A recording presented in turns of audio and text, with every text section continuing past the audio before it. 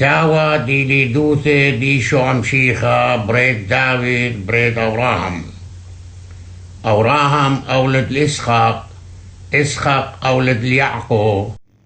Andika, kamu pernah lihat Taurat enggak? Asal ngomong dibatalkan sama Paulus. Paulus saja kamu tidak pernah ketemu, dibatalkan sama Paulus perintah Hasem di dalam Taurat. Dan kalau ngomong itu harus nyata, benar-benar pernah kamu lihat Taurat dan Injil. Di mana kamu lihat itu? Di mana kamu pernah ketemu Paulus?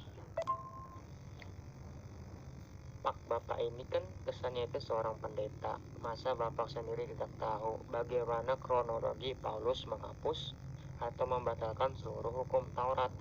Itu bisa kita lihat di kitab Efesus pasal 2 ayat 15. Di sana Paulus menuliskan, Paulus dengan membawa nama Yesus mengatakan, dengan matinya Yesus di tiang salib, maka Yesus telah membatalkan hukum Taurat. Ayat ini adalah ayat karangan Paulus, bukan perkataan Yesus sendiri. Karena menurut Yesus dalam Matius pasal 5 mengatakan bahwa sebelum langit dan bumi ini hancur, hukum Taurat satu pun tidak akan ada yang dibatalkan. Berbeda dengan perkataan Paulus. Kalau Paulus mengatakan bahwa ketika Yesus mati di tiang salib, maka hukum Taurat seluruhnya dibatalkan.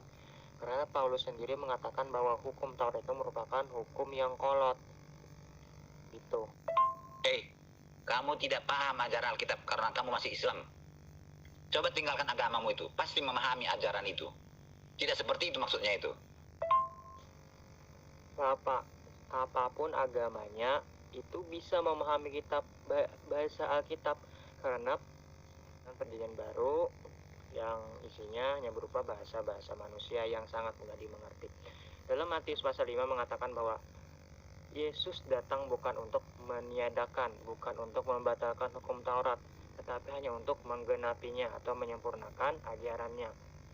Tapi ketika Yesus dikabarkan meninggal oleh Paulus, Paulus beranggapan bahwa Yesus telah membatalkan seluruh hukum Taurat melalui penyaliban yang dia lakukan dengan senang hati. Itu ceritanya. Dan saya pun yakin kalau Bapak ini pasti terkejut ketika membaca Efesus pasal 2 ayat 15. Di situ Paulus mengatakan dengan matinya Yesus Kristus, maka Yesus membatalkan seluruh hukum Taurat. Saya yakin Bapak pun baru baca ayat itu. Ini ternyata tidak bisa dipahami kalau sudah Islam tidak memahami ajaran Alkitab.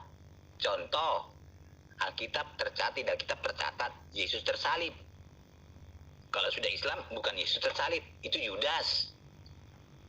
Alkitab mencatat Yesus tidak pernah membunuh. Tapi datang Islam pakai ayat Alkitab, Islam mengatakan Yesus pembunuh. Alkitab tidak pernah mengatakan Yesus mencuri. Tapi kalau sudah Islam, Yesus dibuktikan pakai ayat Alkitab, Yesus pencuri. Dan banyak lagi hal-hal yang terbalik semua, ya. Terbalik semua. Nah, kok Bapak oot ya, Pak? Gak sesuai topik. Jadi pembahasan kita itu membicarakan Paulus yang menghapuskan hukum Taurat, membatalkan seluruh hukum Taurat dengan membawa-bawa nama Yesus yang dia katakan di Efesus pasal 2 ayat 15. Paulus dengan membawa-bawa nama Yesus mengatakan bahwa Yesus telah membatalkan hukum Taurat dengan matinya dia. Mati atau tidak mati, Paulus tetap mengatakan bahwa Yesus itu membatalkan hukum Taurat. Nah, jadi itu perbedaan antara ajaran Paulus dengan ajaran Yesus. Beda jauh ya, Pak. Jadi kemudian Bapak mengatakan bahwa Islam memfitnah Isa melakukan pembunuhan. Kami nggak ada fitnah begitu, Pak. Justru dalam Alkitab Bapak mengatakan bahwa ketika Yesus ingin ingin ditangkap oleh tentara Romawi, Yesus menyuruh murid-muridnya untuk menjual jubah dan membeli sebuah pedang. Untuk apa pedang itu, Pak? Ya pasti untuk membunuh tentara Romawi. Namun apa daya, Yesus yang berusia sedikit dan tidak mempunyai kekuatan, mereka tidak mampu melawan meskipun mereka berniat untuk membunuh tentara Romawi karena sudah menyiapkan pedang. Pedang ini kemudian dipakai oleh Petrus untuk memotong telinga. Kalau pendeta-pendeta di gereja mengatakan bahwa ini hanyalah pedang rohani, yang disuruh Yesus menukar jubah untuk membeli pedang adalah pedang rohani, itu kata pendeta. Tapi menurut fakta Alkitab, pedang itu adalah pedang sungguhan yang digunakan Petrus untuk memotong telinga perbuatannya salah. Itu yang pertama, Yesus berniat untuk membunuh orang Romawi. Kemudian yang kedua, Bapak mengatakan bahwa Isa menuduh Isa itu adalah pencuri. Itu bukan tuduhan dari Al-Quran, Pak, tetapi tuduhan dari kitab Anda sendiri. Di situ dikatakan bahwa Yesus meminjamnya. Yesus mengatakan bahwa dia meminjam keledai dari Bethpage. Tapi di ayat lain itu Yesus tidak pernah mengembalikan keledai itu, bahkan sampai dia naik ke surga. Setelah dia mati, bangkit dan naik ke surga, itu dikisahkan bahwa keledai itu sama sekali tidak dikembalikan. Saya 30 tahun sudah hampir dialog dengan Islam. Ya. Itu aja bolak-balik terus. Bukan saya tidak baca Alkitab saya.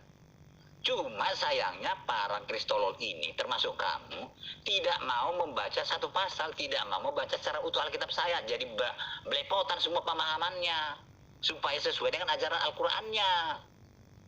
Ya, saya sudah tahu itu kok. Saya tahu itu semua. Jangan kamu tuduh saya tidak pernah baca. Kamu baru kemarin ketemu dengan saya. Puluhan tahun saya sudah dialog di Islam. Bukan di grup ini juga. Saya sering dipanggil kemana-mana. Tahu nggak? Satu pasal sudah kami baca, bahkan seluruh kitab atau surat-surat karangan Paulus sudah kami baca. Paulus ini secara jelas, secara gamblang mengatakan bahwa Yesus telah membatalkan hukum Taurat. Apalagi yang mau Bapak sangka? Kita lihat juga buktinya. Apakah orang Kristen masih melakukan hukum Taurat? Ya enggak. Kalian sahabatan? Enggak. Kalau melakukan korban bakaran juga enggak. Puasa Yom Kippur juga enggak. Artinya apa? Artinya seluruh hukum Taurat yang berjumlah 613 mitzvot itu telah dibatalkan oleh Paulus.